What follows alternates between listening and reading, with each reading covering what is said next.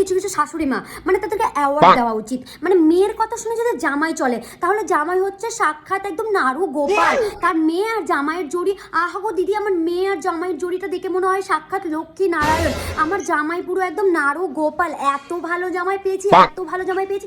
আমার মেয়ের পেছন পেছন ঘুরঘুর ঘুরঘুর করে, আমার মেয়ে যা বলে আমার জামাই তাই শোনে, সব সময় আমার মেয়ের কথা শুনে। আর আমাকে মা মা মা করে আমাকে চোখে হারে, এত ভালো জামাই, এত ভালো জামাই। আর সেম জিনিস, মানে সেম প্রসেস যদি ঘুরে ছেলে আর বৌমার দিকে চলে আসে, ও বাবা মাথায় খারাপ তখন।